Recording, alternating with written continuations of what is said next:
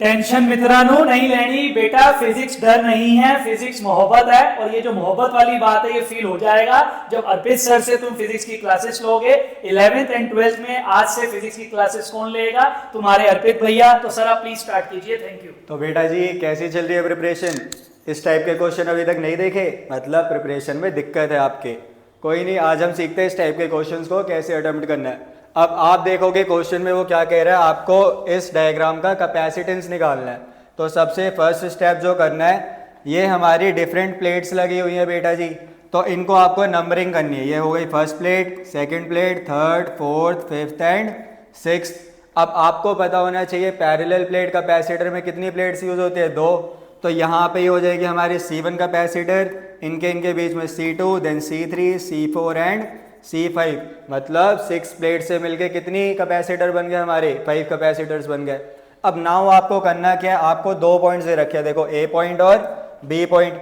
आपको यहाँ पे पॉइंट्स ड्रॉ करने हैं और उनके कोऑर्डिनेट लिख देने। लाइक A पॉइंट किस किस से कनेक्टेड है? फर्स्ट और फोर्थ से, तो आपको यहाँ पे लिख देना 1 एंड 4। देन B पॉइंट किस से कनेक्टेड है? 2 एंड 5 से, तो यहाँ पे आपको लिख देना है 2 एंड 5। अब आपको देखना है C1 कैपेसिटर किस किस के बीच में? First and second.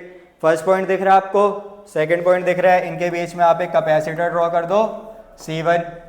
C2 capacitor second and third के बीच में, सेकंड पॉइंट दिख रहा है आपको, थर्ड पॉइंट नहीं दिख रहा, तो आप रैंडम यहाँ पे ऐसे ड्रॉ कर दो और यहाँ पे थर्ड पॉइंट बना दो। देन C3 कैपेसिटर 3 एंड 4 के बीच में, 3 ये गया, 4 ये गया, यहाँ पे हमने एक और कैपेसिटर बना दिया। देन C4 कैपेसिटर 4 एंड 5 के बीच में, 4 एंड 5, यहाँ से हमने एक और कैपेसिटर ड्रॉ कर दिया जो कि लेट से C4 हो गया। देन लास्ट वन C5 किसके बीच में? 5 एंड 6 के बीच में। 5 हमें दिख रहा है, 6 नहीं दिख रहा, तो अगेन हम एक रैंडम कैपेसिटर बना देते हैं और इसको बोल देते हैं 6 पॉइंट। अब आप देखोगे हम इसे अगर दोबारा रीड्रॉ करें तो जो 6 पॉइंट है ये किसी से भी कनेक्ट नहीं हो रहा, तो ये हमारा सर्किट में पार्टिसिपेट नहीं करने वाला। तो अगर हम इसे रीड्रॉ करें तो हमारा डायग्राम कुछ इस तरीके का दिखेगा।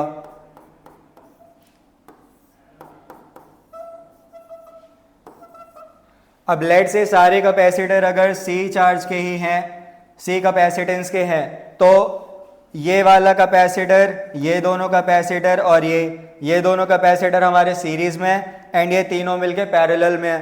तो सीरीज में फॉर्मूला होता है C इक्विवेलेंट का C1 C2 upon C1 plus C2 and parallel में फॉर्मूला क्या होता है? सिंपल ऐड कर दो, तो इन दोनों का सीरीज आएगा आपका C/2 और जब आप तीनों को ऐड कर दोगे C प्लस C/2 तो ये आपका आ जाएगा 5C/2। तो इस क्वेश्चन का आंसर आ गया बेटा जी आपका 5C/2। होप आपको समझ आ गया होगा। For more video subscribe PSC। Thank you.